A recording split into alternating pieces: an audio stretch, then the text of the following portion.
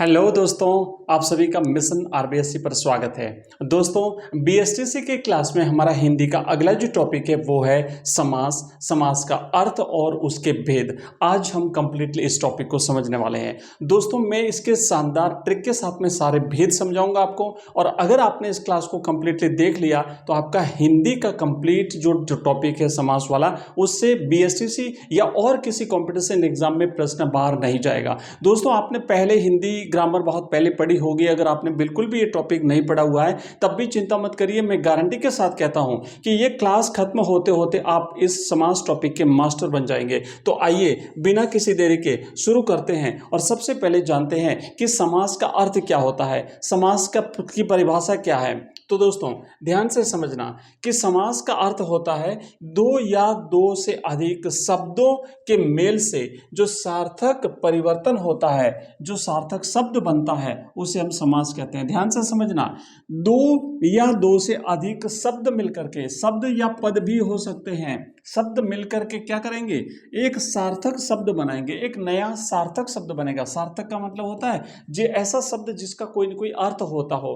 तो ऐसा शब्द अगर बनता है तो उस बनने की प्रक्रिया को हम क्या कहते हैं, समास कहते हैं। दोस्तों, अब एक अंतर आपको देखना है कि हमने इससे पहले संधि वाला टॉपिक पढ़ा था, तो संधि में और समास में अंतर क्या है। संधि जो है वो वर्णों का मेल है। हमने देखा था, जैसे मान लीजिए अ धन अ मिल करके, अ धन अ मिल करके क्या होता है, आ होता है। तो ये एक वर्ण, ये दूसरा वर्ण से एक नया वर्ण बना, तो ये तो हो गया हमारा संधि। अब क्या है, समास में क्या होता है, शब्दों का मेल होता है, समास का विलोप व्यास होता है। कई बार है ना समाज का विलोम व्यास होता है, कई बार है ना विलोम शब्द पूछा जाता है कि समास का विलोम क्या होता है। तो ध्यान रखना, समास का विलोम है व्यास। अच्छी तरह से समझ लेना। ओके, तो ये हमने अभी तक क्या देखा है, हमने अभी देखा है समास किसे कहते हैं, इसकी हमने परिभाषा या इसका अर्थ देखा है। दो शब्दों के मेल से एक नया सार्थक शब्द बनेगा, उस नए शब्द के बनने की प्रक्रिया समास कहलाती है। अब इसके भेद जानते हैं। दोस्तों, समास कितने प्रकार के होते हैं, इसके कौन कौन से भेद हैं, परीक्षा में किस प्रकार के प्रश्न बनते हैं, सारी चीजें मैं आपको बताने वाला हूं। ध्यान से समझना दोस्तों, समास पे पहले तो एक पद, इसको पद, इसमें पद देखते हैं कि समास में पद कितने होते हैं। तो दो पद होते हैं। पहला पद जो होता है उसे हम कहते हैं पूर्व पद, यानी जो पहला शब्द है, और दूसरा होता है उत्तर पद, जो दूसरा पद होता है। तो समास में ये दो पद होते हैं। इसको अभी हम आगे अच्छी तरह से समझेंगे, अभी आप केवल इतना याद रखो। दूसरा ध्यान दो कि हिंदी में समास के मुख्य रूप से 6 भेद माने गए हैं, यानी समास 6 प्रकार के होते हैं। अब इसके ट्रिक एक हमारे पास है, अब तक दादा। अब तक दादा, समास के ट्रिक है अब तक दादा। 2-3 बार बोल दो, अब तक दादा, अभी याद हो जाएगा। अब तक दादा, अब तक दादा। अ से अव्ययी भाव समास, ब से बहुब्रीहि समाज, त से तत्पुरुष समास, क से कर्मधारय समास, द से द्विगु समास, और अंत में द से द्विगु समास, और अंत में द से द्वंद्व समास। तो ये हमारे 6 समास हो गए। ठीक है, पहला समास अव्ययी भाव समास, दूसरा बहुब्रीहि, तीसरा तत्पुरुष, चौथा कर्मधारय, पांचवा द्वंद्व, और छठा द्विगु समास। अब हम इन सभी समासों को एक एक करके पढ़ेंगे, लेकिन दोस्तों आगे बढ़ने से पहले एक रिक्वेस्ट, एक निवेदन, अगर क्लास पसंद आ रही है तो जल्दी से दबा दो लाइक, जल्दी से कर दो इस क्लास को हाइप। मैं आपके लिए ऐसे ही और क्लासें लाता रहूंगा, और हम कोशिश करेंगे हमारे एग्जाम्स के पहले पहले कंप्लीट कोर्स कवर कर देंगे। और दोस्तों बता दूं, आज शाम से हम लाइव क्लास भी शुरू कर रहे हैं, तो हमारी जीके की जो मॉर्निंग वाली क्लास आती है उस क्लास के लिए अब शाम को डेली 8 बजे होगी हमारी लाइव क्लास। दोस्तों, क्लास की थोड़ी सी स्पीड बढ़ाएंगे, मतलब अब ज़्यादा क्लासें आपको मिलने वाली है, और बहुत ही जल्दी हम क्लासेस शुरू करेंगे ज़्यादा संख्या में। तो एक बार जल्दी से क्लास को लाइक, शेयर और सब्सक्राइब कर दीजिए। दोस्तों, पहला समास है अव्ययी भाव समास। देखो शब्द को देखो, अव्ययी, जो व्यय नहीं होता, जिसका क्षय नहीं होता। अब इसमें क्या होता है, ट्रिक हमारी क्या है, शब्द से पहले उपसर्ग या रिपीटेशन ट्रिक, मतलब शब्द में कुछ रिपीट हो रहा होगा, सेम शब्द अगर रिपीट हो रहा है तो वहां अव्ययी भाव समास, या फिर एक ऐसा उपसर्ग होगा जो कभी घटता नहीं, अव्यय नहीं होता, उसका क्षय नहीं होता। पहली ट्रिक देखो, पहला शब्द उपसर्ग होता है, जैसे यथा, आ, भर, अनु, हर, प्रति, नि। अगर ऐसा उपसर्ग है तो ध्यान देना कि वो समास होगा अव्ययी भाव समास। परीक्षा में प्रश्न कैसे आएंगे वो मैं आपको अगली क्लास में समझाऊंगा, क्योंकि हमने एक शेड्यूल बना रखा है कि पहले हम किसी भी टॉपिक को पढ़ेंगे, थ्योरी पढ़ेंगे उसकी, और फिर हम उसके क्वेश्चंस करते हैं। और जिस तरीके से परीक्षा में प्रश्न पूछे जाते हैं उसी तरीके से मैं कंप्लीटली आपके लिए 30 एमसीक्यूज की क्लास लेकर के आऊंगा। क्योंकि हमने क्या करना है कि जो पिछले वर्षों में जो अभी तक जितने भी प्रश्न पूछे गए हैं परीक्षाओं में, उन प्रश्नों को समझना है, उन प्रश्नों को ही हल करना है। उन प्रश्नों के आधार पर आगामी परीक्षा में कौन से प्रश्न आ सकते हैं वो सारा रेडी करके मैं दूंगा आपको, तो खाली बैठे बैठे पढ़ना है। तो अभी हमको इतना याद रखना है कि अव्ययी भाव समास कहाँ होता है। दो इसकी पहचान है। पहला तो यह है कि अगर कोई उपसर्ग हो, कैसा उपसर्ग हो, यथा, आ, भर, अनु, हर। उपसर्ग क्या होता है, शब्द से आगे लगने वाला शब्द। और एक उदाहरण देखो, जैसे यथाशक्ति। यथाशक्ति इसका अर्थ होता है शक्ति के अनुसार, जैसे जिसकी जैसी शक्ति है ना, यथाशक्ति दान दो, मतलब जिसकी जैसी स्थिति है उसके अनुसार आप दान दे सकते हो। तो यथा है ना, यथाशक्ति, ये पूरा शब्द इसमें अगर पूछा जाएगा यथाशक्ति शब्द में कौन सा समास है, तो आपको कहना अव्ययी भाव समास है ना। आजन्म, आजन्म, आ शब्द उपसर्ग है, आजन्म। आ का मतलब जन्म का, ज का मतलब जन्म, आ का मतलब होता है जन्म लेकर के, है ना। और प्रतिदिन यानी दिन प्रतिदिन, प्रत्येक दिन। ओके, तो अब यहां पे आपको समझ में आ गया। एक प्रो टिप ये है, यदि एक ही शब्द दो बार आए, रिपीट हो रहा है, दो ट्रिक है, एक तो उपसर्ग होगा और एक रिपीटेशन वाले ट्रिक। तो अगर कोई शब्द रिपीट हो रहा है तो वहां पर भी अव्ययी भाव समास होगा। कैसे रिपीट हो रहा है, जैसे रातों रात, रात के बाद रात। ओके, हाथों हाथ, हाथ के बाद अगला हाथ। तो ऐसे शब्द जो रिपीट हो रहे हैं उसमें अव्ययी भाव समास। दो ट्रिकें हो गई, या तो होगा उपसर्ग या फिर होगा शब्द का रिपीटेशन। आ गया समझ में, बिल्कुल समझ में आ गया दोस्तों। अगर इस तरीके से भी आपको समझ में नहीं आ रहा है तो और भी कोशिश करेंगे, पर मुझे लगता है शायद आपको समझ में आ गया होगा।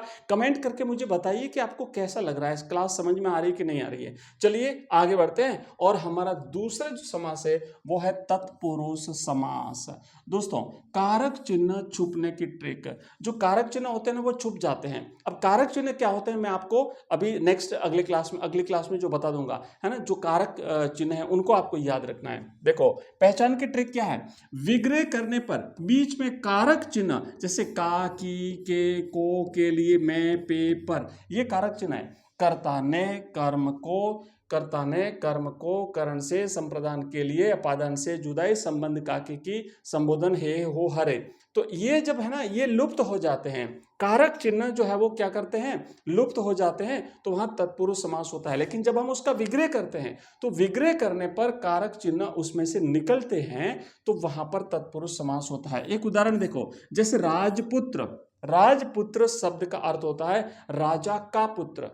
कर्ता ने कर्म को, करण से, संप्रदान के लिए कारक चिन्ह होते हैं। तो राजपुत्र मैंने राजा का पुत्र, तो ये कारक चिन्ह इसके अंदर छुपा हुआ है, इसलिए तत्पुरुष समास है। जैसे रसोई घर, रसोई बनाने के लिए घर, तो रसोई के लिए घर, ये के लिए इसमें छुपा हुआ है। जैसे हस्तलिखित, हाथ से लिखा हुआ, हाथ से लिखित, ये से शब्द इसमें छुपा हुआ है, इसलिए तत्पुरुष समास है। इसमें दूसरा पद प्रधान होता है, उत्तर पद जो होता है ना वो प्रधान होता है। जैसे राजपुत्र माने राजा का पुत्र, रसोई घर माने घर किसके लिए, रसोई के लिए, पुत्र किसका, राजा का, हस्तलिखित, लिखित किससे लिखित, हाथ से लिखित। तो दूसरा पद प्रधान होता है तत्पुरुष समास में। आगे समझ में दोस्तों, दूसरा हमारा समास कंप्लीट हुआ, तत्पुरुष समास। अभी तक हमने अव्ययी भाव समास पढ़ा और तत्पुरुष समास पढ़ा। तीसरा समास है दोस्तों कर्मधारय समास। विशेषता या तुलना की ट्रिक, क्या है विशेषता या तुलना की ट्रिक, इसकी पहचान देखो दोस्तों, कि पहला पद विशेषण, कोई तारीफ हो, किसी का गुण बता रहा हो, और दूसरा पद विशेष्य होता है। विग्रह करने पर हैं जो या के समान आता है। देखो, जैसे उदाहरण देखो, नील कमल, नीला है जो कमल, तो नीला है जो, पहला पद क्या बता रहा है, पहला विशेषता बता रहा है। पहला पद जो है वो विशेषण है जो विशेषता बताता है। विशेषण किसे कहते हैं, कर्ता या कर्म की विशेषता बताने वाला शब्द, जो तारीफ गुण की विशेषता बताता है। तो पहला है नीला, नीला मतलब उसके कलर के बारे में बता रहा है, उसके गुण के बारे में बता रहा है, ठीक है, कौन, जो कमल। दूसरा है महात्मा, महान है जो आत्मा। भाई महान है जो आत्मा, आत्मा कैसी है? महान आत्मा है। तो पहला शब्द होता है विशेषण, दूसरा शब्द होता है विशेष्य। चंद्रमुख, चंद्रमा के समान मुख, आए समझ में? तो ये हो गया हमारा कर्मधारय समास। दोस्तों समझ में नहीं आ रहा है तो क्लास को बार बार देखना है, 2 बार 3 बार 4 बार, जितनी बार क्लास को देखोगे ना उतनी बार क्लास समझ में आएगी। अगला हमारा प्रश्न देखो दोस्तों, द्विगु समास, जैसा कि नाम से स्पष्ट है, द्वि मैंने दो, दो मैंने संख्या, तो पहला जो पद है वो आपको कोई ना कोई संख्या बताएगा। पहचान की ट्रिक क्या है? पहला पद हमेशा संख्यावाचक होता है और समूह का बोध कराता है। जैसे चौराहा, चौ मैंने चार, राह मैंने रास्ते, चार रास्तों का समूह, जहां 4 रास्ते निकलते हैं, 4 राहों का समूह। नव रत्न, नौ मैंने 9, रत्न मैंने 9 रत्न, रत्नों का समूह। त्रिभुवन, त्रि मैंने 3, 3 भुवनों का समूह। सप्ताह, 7 दिनों का समूह। तो ये पहला शब्द जो है वो हमें संख्या का बोध कराता है, तो वहां होता है द्विगु समास। दोस्तों आइए आगे बढ़ते हैं और अगला समास देखो, द्वंद्व। भाई ऐसी स्थिति आ जाती है इधर या उधर, बीच की कंडीशन, तो क्या होता है? योजक चिन्ह और विलोम की ट्रिक। पहचान क्या है? दोनों पद प्रधान होते हैं, बीच में योजक चिन्ह लगा होता है और विग्रह करने पर और अथवा या आता है। ये अक्सर एक दूसरे के उल्टे होते हैं, विलोम होते हैं।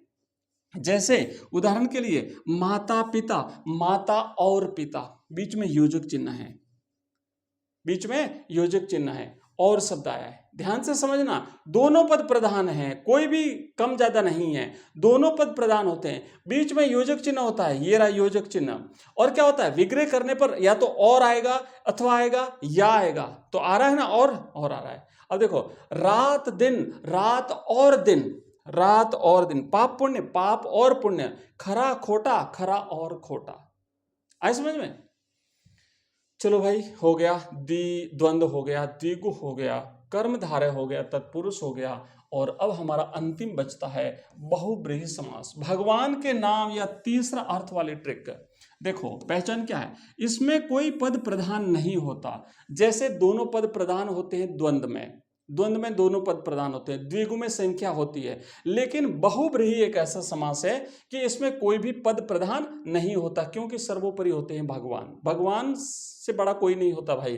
दोनों मिलकर के किसी तीसरे विशेष व्यक्ति या भगवान की ओर इशारा करते हैं, तो वहां होता है बहुब्रीहि, भगवान बहुब्रीहि। जैसे दशानन, 10 है आनंद जिसके, अर्थात रावण, किसी तीसरे व्यक्ति की बात हुई है। यहां देखो लंबोदर, लंबा है उदर जिसका, अर्थात भगवान गणेश। तो ये किसी ऐसे व्यक्ति के। नीलकंठ, नीला है कंठ जिसका, अर्थात भगवान महादेव शिव। चक्रपाणी, चक्र है जिसके पाणी में, अर्थात हाथ में, कौन? भगवान विष्णु। तो भगवान का नाम होता हो या किसी तीसरे ऐसे व्यक्ति का बोध होता हो जहां पे दोनों पद प्रधान नहीं है, वो तीसरा व्यक्ति ही प्रधान हो, तो वहां पर जो है वो कौन सा होता है दोस्तों? बहुब्रीहि समास होता है। तो ये बहुब्रीहि, ये समास के साथ हमने 6 समास पढ़े हैं। पर अब देखो एक कंफ्यूजन मैं आपका दूर करता हूं, कई बार आपको कंफ्यूजन होगा। और अभी तो देखो जैसे जैसे पढ़ोगे ना, जैसे जैसे टॉपिक पढ़ोगे, जैसे जैसे डीप जाओगे, वहां पर आपकी समस्या आएगी। तो अगर आप टॉपिक पढ़ते हो और अगर आपके सामने कोई समस्या आती है तो वो कमेंट बॉक्स में डालो आप, मैं हर कमेंट को पढ़ता हूं, आपका कमेंट, उसका रिप्लाई देता हूं। और आपके कमेंट के आधार पर अगर आवश्यकता होती है तो मैं अगली क्लास में उसे शामिल भी करता हूं। तो आपको पढ़ना है कमेंट, और कमेंट करना है, टॉपिक पढ़ना है, और जब समस्या आती है तो। सबसे बड़ा कंफ्यूजन क्या है? कर्मधारय, द्विगु और बहुब्रीहि में एक थोड़ा सा समस्या है। देखो ध्यान दो, यदि परीक्षा में नीलकंठ आता है, नीलकंठ, नीला है कंठ जिसका, अर्थात भगवान शिव, और ऑप्शन में कर्मधारय भी हो और ऑप्शन में बहुब्रीहि दोनों हो, तो हमेशा बहुब्रीहि सही माने, क्योंकि भगवान का नाम तीसरा अर्थ हमेशा सबसे बड़ा होता है। इसी तरह अगर दशानन आ जाए, 10 सिर हैं जिसके, वैसे तो संख्या बता रहा है, और संख्या वाला समास कौन सा होता है? द्विगु होता है। पर यहां पर ध्यान देना, द्विगु नहीं होगा, बहुब्रीहि होगा, क्योंकि यहां पे कोई विशेष व्यक्ति का, तीसरे व्यक्ति का बोध हो रहा है। तो इस तरीके से हमने दोस्तों ये पहला टॉपिक पढ़ा है। इसके 30 एमसीक्यूज की मैं नेक्स्ट क्लास आपके लिए लेकर के आऊंगा और बहुत ही जल्दी हम मिलेंगे अगली क्लास में।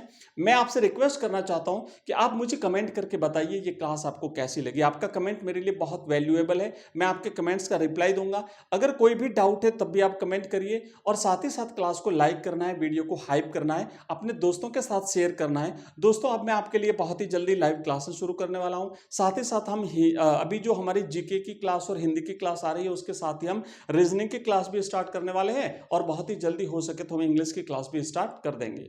दोस्तों इसी तरीके से हमारी क्लासें लगातार चलती रहेगी। आप लोग पढ़ते रहिए, आगे बढ़ते रहिए। दोस्तों धन्यवाद।